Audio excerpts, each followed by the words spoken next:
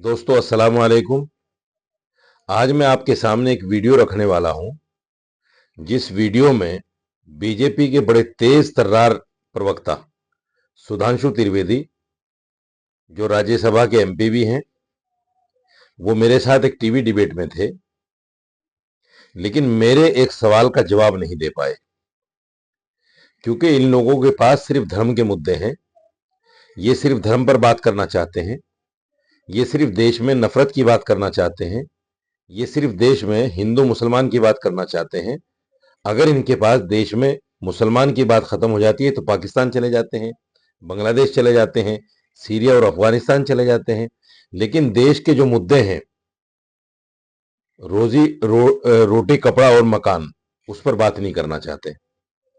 मैंने इनसे दो तीन क्वेश्चन किए। आप पहले ये वीडियो देखिए।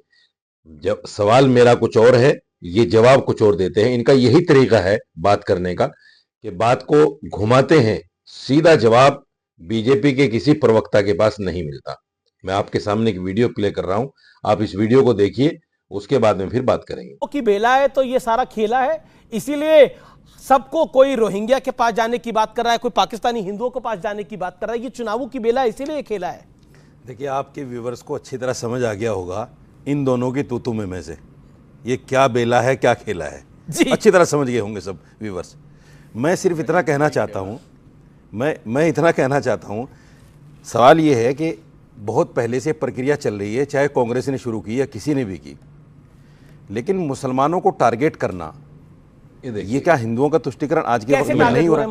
टारगेट देखिए, क्वेश्चन है, ये लोग ये कहते हैं, और आप भी कहते हैं, कई बार आपने भी कहा है कि साहब जो वहां मेजोरिटी है वो तो प्रताड़ित हो ही नहीं सकती। आपने कहा हाँ वही मुस्लिम होने के नाते, अरे वही मैं कह रहा हूँ। मुझे बोलने दो, मैं आधे घंटे में बात बोल रहा हूँ। मुझे देखो, माइनॉरिटी को बोलने भी नहीं दे रहे हैं। बताओ अब क्या बोलिए। माइनॉरिटी को बोलने का अधिकार छीन लेंगे ये लोग कुछ ही वक्त में।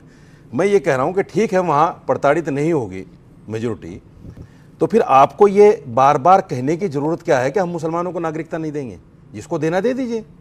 तो वही तो कर रहे हैं। नहीं, बार बार चिल्ला क्यों रहे हैं? कहाँ है? मुसलमान को नहीं देंगे, मुसलमान को नहीं देंगे, मुसलमान को नहीं। हर नेता तो चिल्ला रहे हैं। दूसरी बात आपने एक बहुत बड़ी लाइन बोली, और ये यहाँ पर व्यूअर्स साक्षी हैं, और स्क्रीन के उस पार देख रहे हैं, वो भी साक्षी। आपने बोला देखिए, मुसलमानों को लगता है कि व्यूअर को अच्छी बात पहुंचने जा रही है तो बीच में बोलना शुरू कर देते हैं। टारगेट हो रहा है, आप भी मुसलमान हैं, आप कैसे टारगेट हो रहे हैं? टारगेट इसलिए आपकी नागरिकता जा रही है, जवाब है नहीं। टारगेट देखिए, सीए से हमें कोई नुकसान नहीं है और देश के किसी नागरिक को नुकसान नहीं है, पॉइंट नहीं है।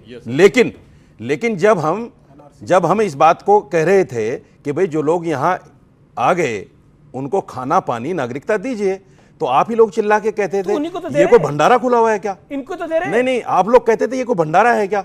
यहाँ कोई मतलब रोहिंग्या की बात कर रहे हैं कि रोहिंग्या को भी देना चाहिए। छोड़ दीजिए ना, रोहिंग्या का नाम मत लीजिए ना।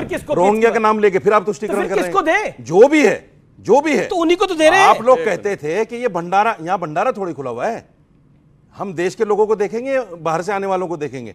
आप लोग चिल्लाते थे। एक सवाल मैं सिर्फ ये कहना, एक सवाल और मेरा, क्या 2024 के अंदर राम मंदिर के साथ साथ सीए मुद्दा होने जा रहा है? पॉलिटिकली आपको दिख रहा है? देखिए, मुद्दे तो इनके पास सारे हैं, और धार्मिक मुद्दे हैं, सब मुद्दे धार्मिक हैं इनके। पर ये तो 5 सियासी मुद्दा इनका, एक मुद्दा सुधांशु त्रिवेदी आपके चैनल पर यह बता दें कि हमने इतने लोगों को रोजगार दे दिया, हमने इतने लोगों को। अमीश देवगन सवाल पे सवाल इनके पास है ही नहीं वो चीजें। इनके पास तो धर्म है।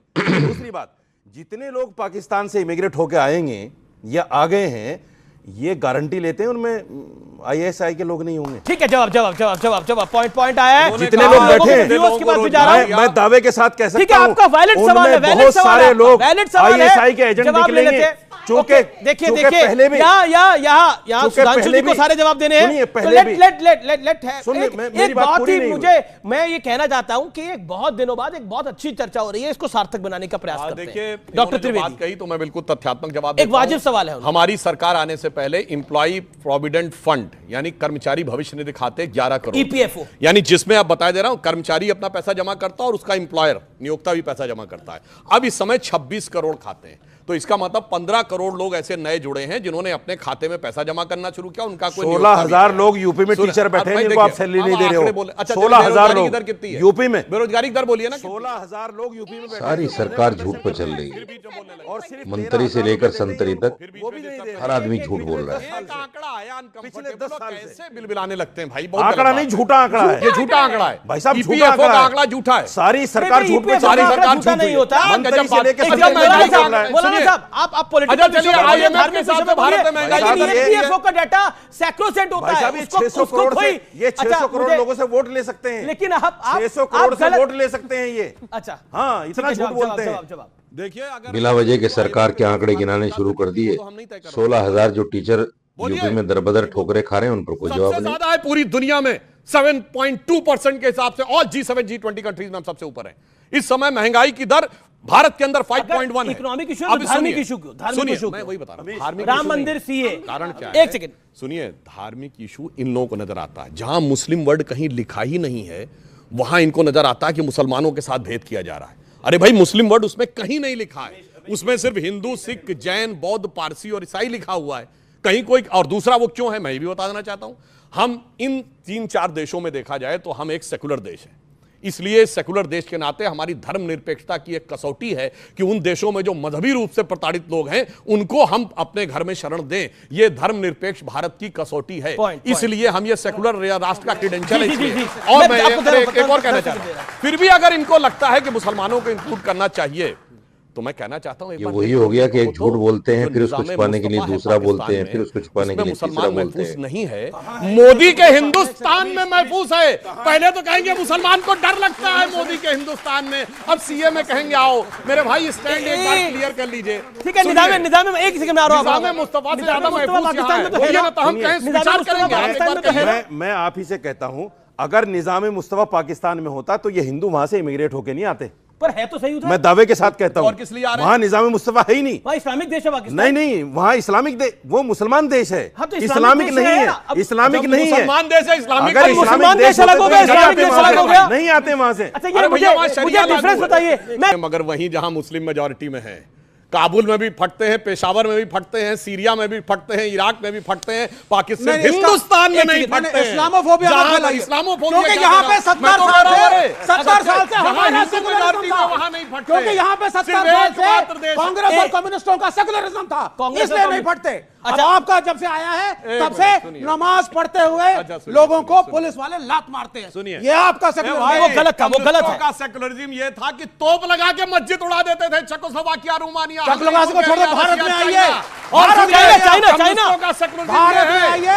पाकिस्तान में निजाम मुस्तफा की बात करते हैं सुधांशु त्रिवेदी। मस्जिद के ऊपर हालांकि पाकिस्तान सिर्फ मुसलमान देश है, इस्लामिक देश नहीं है। उनको यही पता नहीं है इस्लामिक देश क्या होता है, मुसलमान देश क्या होता है। क्या बात करते हैं? आप चाहते हैं ऐसा? ऐसा कोई नहीं चाहता। आप जवाब दीजिए। विषय पर आते हैं। मेरे साथ कई सारे यहाँ पर व्यूअर्स हैं, ऑडियंस है जो कि सवाल पूछ रहे थे। क्या सवाल है आपका? पूछिए, खड़े होके पूछिए। सर, मेरा क्वेश्चन ये है कि आसपास हमारे बहुत सारे मुस्लिम देश हैं, दुबई है, इराक है, ईरान है, पर हिंदू देश तो एक ही है। तो क्या हमें जो हमारे हिंदू भाई बहन हैं, श्रीलंका भी है, तो हमें उनको अपने अरे इन्हें क्यों डांट रहे? इन्हें क्यों डांट रहे हैं? सवाल तो पूछ ले अपना। तो महोदय, आपको ऐसा नहीं लगता कि हमें पूछिए भैया, क्या आपको ऐसा नहीं लगता कि हमारे पास जब एक हिंदू देश है तो हमें उनको मौका देना चाहिए जो हमारे भाई बहन प्रताड़ित हैं पाकिस्तान में? ये आपकी भावना की ये हिंदू देश है, लेकिन ये हिंदू देश नहीं है। जवाब दे देता हूं। जी 140 करोड़ आबादी पहले से है। आप नेपाल जाओ, आप श्रीलंका जाओ, हिंदुस्तानी क्यों? ये बांग्लादेशियों रोहिंग्या से बोलिए, हिंदुस्तान ही क्यों? रोहिंग्या बोलिए, वापस रुक गए? मैं रोहिंग्या का समर्थक नहीं हूँ, मैं रोहिंग्या का समर्थक नहीं हूँ। अरे 50 वीडियो है मेरे भाई, ऐसे मत बोलिए। खूब डिबेट टीवी पे डिबेट किए हैं कि भारत को समर्थक नहीं हूँ, बिल्कुल नहीं। निकालिए ना, आपके अंदर अगर ताकत है आपकी सरकार में, निकालिए रोहिंग्या। क्यों रखा हुआ है आपने? निकालिए, क्यों रखा हुआ है? मेरे साथ यहाँ पर धर्मवीर सोलंकी। दोस्तों, देखा आपने, ये बीजेपी के प्रवक्ता अपनी बात को सच साबित करने के लिए झूठ का सहारा लेते हैं और इस तरह की अनर्गल बातें करते हैं जिसको सुनकर सामने बैठने वाला दर्शक हिंदू वो तालियां बजाता है। माफ कीजिएगा, इनको सिर्फ तालियां चाहिए, इनको सिर्फ हिंदू मुसलमान की बात चाहिए, इनको सिर्फ पाकिस्तान बांग्लादेश की बात चाहिए। इनको सिर्फ सीरिया और इराक की बात चाहिए, अफगानिस्तान की बात चाहिए। किसी ने सही कहा है कि अगर हिंदुस्तान में मुसलमान और बगल में पाकिस्तान ना होता तो इनमें से कुछ नेता, ज्यादातर नेता बल्कि ये कहिए कि वो सड़क पर ठेले लगाकर कुछ ना कुछ बेच रहे होते। ये तो इनकी खुशकिस्मती है कि हिंदुस्तान में मुसलमान भी है और बगल में पाकिस्तान भी है। इनको बोलने के लिए बहुत कुछ है। और मैं दावे के साथ कह सकता हूं, बीजेपी के जितने प्रवक्ता हैं, ये 1 मिनट की स्पीच बिना पाकिस्तान का नाम लिए, बिना मुसलमान का नाम लिए नहीं दे सकते। 1 मिनट नहीं बोल सकते बिना मुसलमान और बिना पाकिस्तान के। फौरन ये पाकिस्तान पहुंच जाएंगे, बांग्लादेश पहुंच जाएंगे, अफगानिस्तान पहुंच जाएंगे, सीरिया की बात करने लगेंगे, मुसलमान फला जगह यूं है, मुसलमान फला जगह यूं है। ये सब बातें हवा हवाई है। और टीवी, वो हेडिंग लगाते हैं टीवी वाले, सुधांशु त्रिवेदी ने ये बोल दिया, सुधांशु त्रिवेदी ने वो बोल दिया। आप खुद देखें इस वीडियो के अंदर किस तरह से मैंने उनसे सवालात किए और मेरे किसी सवाल का वो जवाब नहीं दे पाए। इसलिए आप डिबेट देखें चैनलों की, लेकिन सही को सही और गलत को गलत साबित करें। कमेंट करें इस बात के लिए कि जिसकी बात सही है उसको सही कहा जाए, जिसकी बात गलत है उसको गलत कहा जाए। एक पूरी आईटी सेल है बीजेपी की, जो मुसलमान जो स्कॉलर जाते हैं टीवी पर, उनको बाकायदा टारगेट करते हैं, उनकी बातों को नीचा दिखाने की कोशिश करते हैं, और जो बीजेपी के प्रवक्ता हैं उनकी बातों को बढ़ा चढ़ाकर पेश करते हैं। इसलिए मैं आपके सामने ये वीडियो रख रहा हूं। इंसाफ आपके हाथ में है।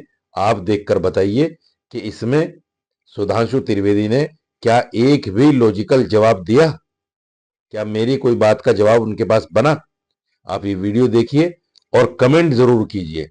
बताइए कमेंट में कि इस वीडियो में किसने सही बात कही और किसने सही नहीं कही। कमेंट कीजिए और मेरे चैनल को, जो मौलाना साजिद रशीदी के नाम से है, इसको लाइक कीजिए, सब्सक्राइब कीजिए और शेयर भी कीजिए मेरी वीडियो को, ताकि अच्छी बातें लोगों तक पहुंचती रहे। जय हिंद, बहुत शुक्रिया।